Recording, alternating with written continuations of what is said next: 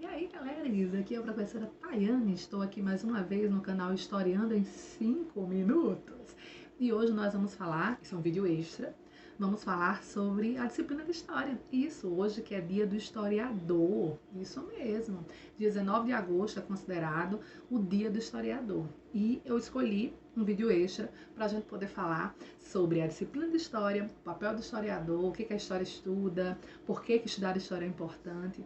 Então, é um vídeo mais informativo e vai ajudar também a galera que gosta de história gostar ainda mais e quem não gosta entender por que a gente estuda história, tá bom? Então, se liga que são 5 minutos de história. Então, valendo! Vamos lá. Então, o que é história, gente? A história é uma ciência, né, que ela vai estudar as ações dos seres humanos no tempo e no espaço. No tempo e no espaço. O que isso significa? Que essa disciplina, ela se transforma, ela é uma ciência, na verdade, né? A gente tem ela como uma disciplina na escola, mas ela é uma ciência que ela tem como missão estudar tudo o que o homem fez, né? Desde os primórdios, desde o surgimento do homem na Terra. Então, os historiadores, né, estudam o passado das pessoas, dos povos, das nações, para buscar entender melhor o tempo presente. Então, essa é a missão do historiador, né? Porque, assim, na história, nós estudamos o passado para tentar fazer uma comparação com o presente. Eu, nas minhas aulas, eu busco muito isso.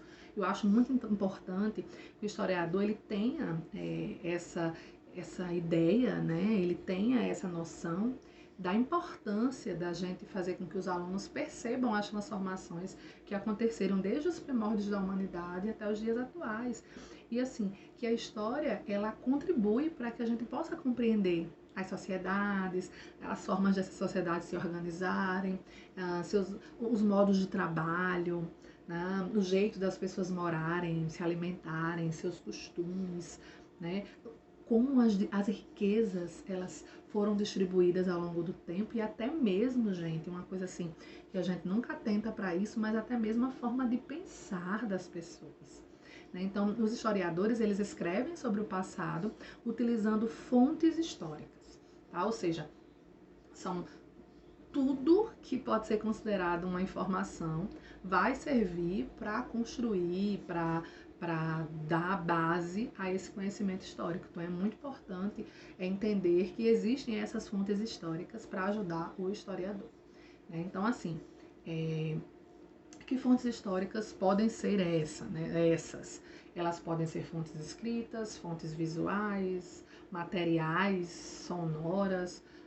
Então, assim, a gente trabalha como historiador com vários tipos de fontes. Né? As fontes escritas, por exemplo, podem ser livros, diários de pessoas, letras de música, jornais, qualquer tipo de documento escrito. Né? Quais são as fontes visuais? As fontes visuais, história em quadrinho, pintura, fotografia, filme, mapa, isso é uma fonte visual. O que seriam as fontes materiais? Podem ser esculturas, vestimentas, armas, moedas, objetos de vários tipos, joias, enfim. Né?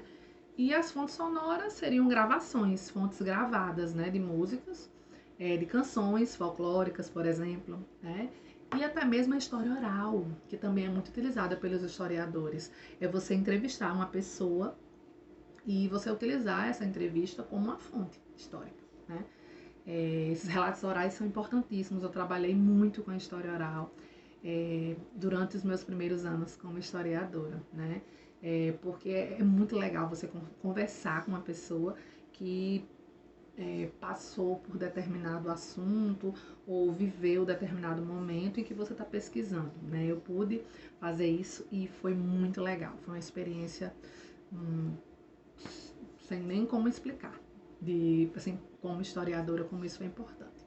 Então, assim, o historiador ele tem que entender que ele vai analisar, interpretar essas fontes históricas com muito cuidado. Né? Porque uma fonte ela pode ser interpretada de várias maneiras diferentes, gente. Então, dependendo de como ela é colhida, de onde ela é colhida, né? O historiador ele pode dar ênfase a o que ele quiser dentro daquela fonte. aspectos econômicos, políticos, culturais, enfim, né? Então, isso é que vai possibilitar o historiador construir a sua própria interpretação histórica, né? E dentro desse contexto todo, muitas vezes a gente acha assim, quem são os sujeitos históricos, né?